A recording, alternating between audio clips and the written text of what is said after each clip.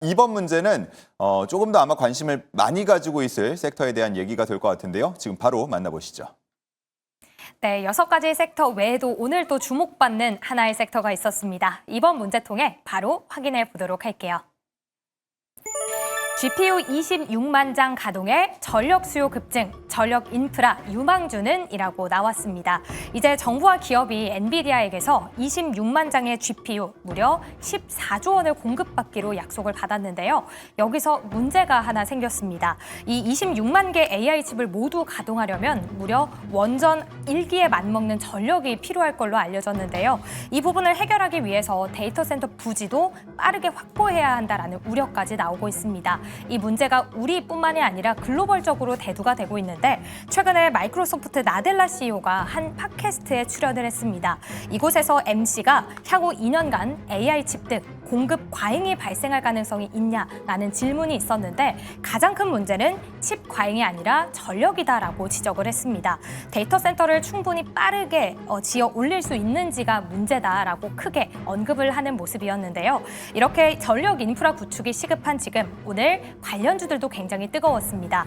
대원전선과 LS 일렉트릭 등 전선주들 두 자릿수대 급등을 했고요. 또 전력 기기 안에서는 A루트라는 잘 알려지지 않은 종목까지도 10% 가까운 급등세가 나타났습니다.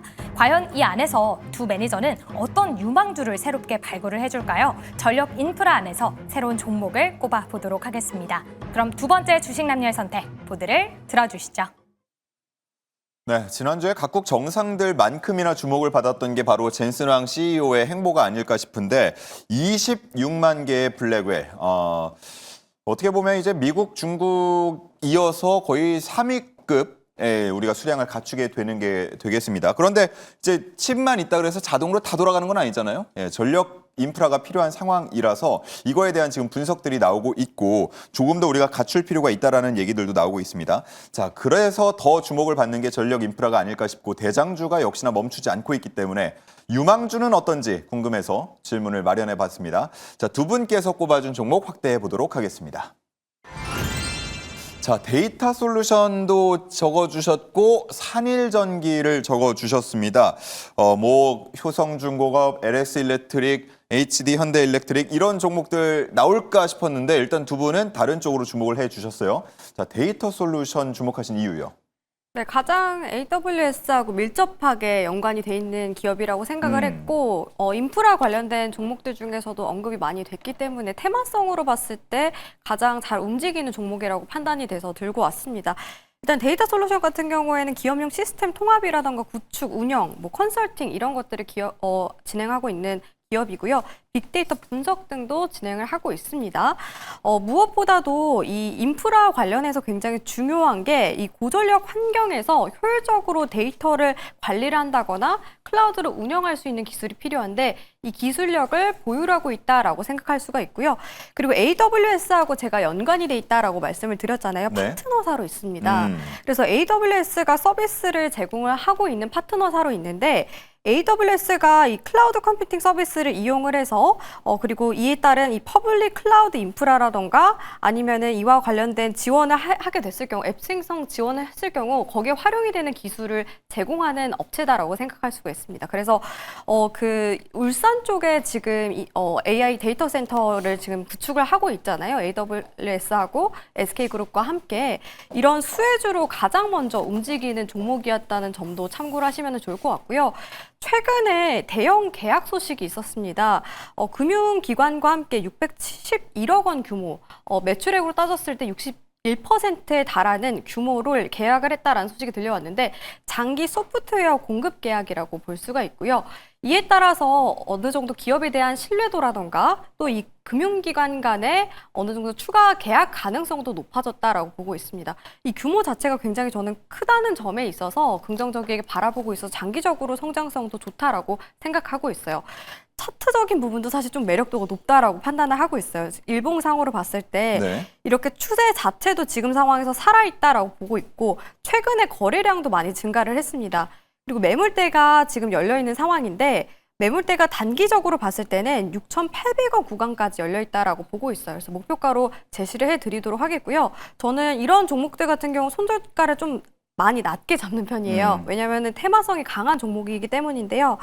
손절가의 경우에는 4,800원으로 제시를 해드리도록 하겠습니다. 예, 차트적으로 봤을 때도 굉장히 매력적인 위치라고 말씀을 해주셨는데 이 차트 좀 같이 좀 다시 띄워주시면 좋을 것 같아요. 네. 그러니까 과거에 생각했을 때는 이런 차트들을 보면서 말씀을 해주신 것처럼 매력적이다, 지금 진입하기 너무 좋아 보인다 이런 얘기들 우리가 많이 했던 것 같은데 네. 혹시 뭐 효성중공업 같은 차트 하나 띄워주실 수 있나요? 효성중공업 네. 같은. 요즘 이제 전력인프라 관련주들은 네. 사실 눈 감고 봐도 이게 전력인프라주구나라는 걸 알 수 네. 있을 정도로 우상향하는 흐름들을 많이 확인을 해볼 수가 있거든요. 그래서 요즘에는 지금 화면을 한번 좀 잡아주시면 네. 자, 잡아주시면 뭐 알겠지만 네. 우상향하는 이런 흐름이 뭔가 좀 더 매력적인 게 아닌가, 우리가 생각을 바꿔 먹어야 되는 게 아닌가 이런 생각이 들기도 해서요. 추세 매매 그냥 따라가기 매매가 맞지 않을까 이렇게 생각을 하시는 걸까요? 요즘 시장 분위기를 보면 뭐 반도체도 그렇고 전력 인프라도 그렇고 너무 다 잘 가는 게 계속 가니까. 맞아요. 근데 심리적인 부분으로 봤을 때 솔직히 여기에 올라타는 분들이 그렇게 많을까라는 생각도 들고요. 예. 그리고 지금 뭐 효성중공업 같은 경우에 월봉상으로 봤을 때 갭이 생겼는데 이 갭 구간을 메우면서 변동성이 커질 걸로 보여요.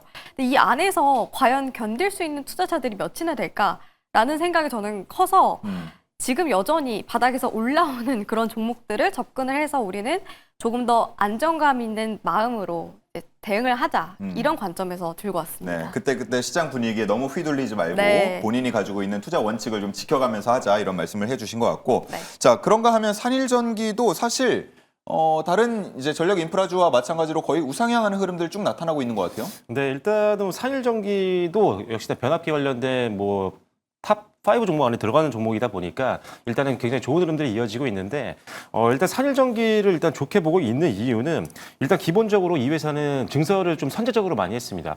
지금 데이터 센터를 많이 짓거나 아니면 노후화된 전력망을 교체를 하거나 이럴 때 변압기라든지 이런 핵심 전력 기기가 필요한데 지금 그런 게 필요한 고객사들 같은 경우는 그냥 증설을 안 하고 있는 그런 어떤 변압기 회사보다는 오히려 증설이 계속적으로 진행이 되고 있는 회사 쪽으로 더 큰 물량을 받고 싶어 하는 게 약간 지금의 트렌드인 것 같습니다. 그러다 보니까 최근에 이 공장을 완성을 해서 일단 기본적으로 생산 능력이 한 3,000원 정도 추가가 된 이 산일전기에 대한 기대감이 더 높고요. 실제로 3분기부터 매출이 반영이 되고 있는 상황이고 이 공장까지 내년에 증설을 완공을 앞두고 있는 상황이기 때문에 일단 증설이 완공이 되면 이 물건을 사갈 사람들은 너무나도 많습니다. 그래서 실적도 레벨업이 될 수 있고 그에 맞춰서 실적이 늘어나는 만큼 주가도 다시 한번 재평가 받을 수가 있는데 단순히 그냥 캐파 증설만 한다고 해서 매출이 늘어나는 게 아니라 새로 지은 공장 쪽에서는 자동화가 잘 돼 있기 때문에 생산 효율이 굉장히 높습니다. 그래서 수익성이 더 좋은 제품들이 출시가 되기 때문에 마진도 개선될 수 있다는 점이 장점이다. 고비는 될 것 같고요.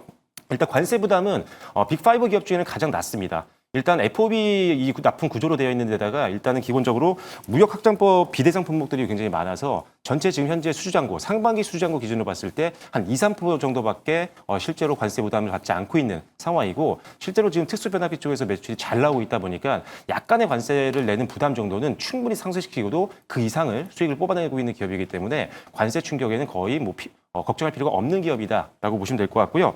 자, 그리고 지금 제가 가장 매력적으로 보고 있는 것들은 실적은 올해 3분기라든지 아니면 내년 계속적으로 걱정할 필요가 거의 없습니다. 수주잔고가 많이 쌓여있기 때문에. 근데 가장 매력적인 거는 지금 현대 일렉트릭 같은 경우가 지금 올해 2025년도 PER이 실력 감안했을 때 한 44배 정도고요. 그 다음에 효성중공업 같은 경우가 지금 46배 정도, 그 다음에 LS 일렉트릭이 45배입니다. 근데 지금 산일전기 같은 경우는 2025년도 실적 전망치를 감안했을 때 32배 정도 수준에서 움직이고 있기 때문에 상대적으로 밸류에이션 부담이 없다라는 거죠. 그래서 저평가 매력이 좀 있기 때문에 순환매가 돌 때 오히려 산일전기는 좀 덜 밀릴 수 있다, 오히려 더 갈 수 있는 가능성도 있다라고 보시면 될 것 같습니다. 자, 그래서 목표가는요, 일단 기본적으로 18,000원을 제시해드리도록 하겠고요. 18만 원이요? 18만원이고요. 그 다음에 순절 라인은 13만 원으로 제시해드리도록 하겠습니다. 네, 좋습니다. 자, 이렇게 해서 전력 인프라 관련된 이야기까지 함께 나누어 봤습니다.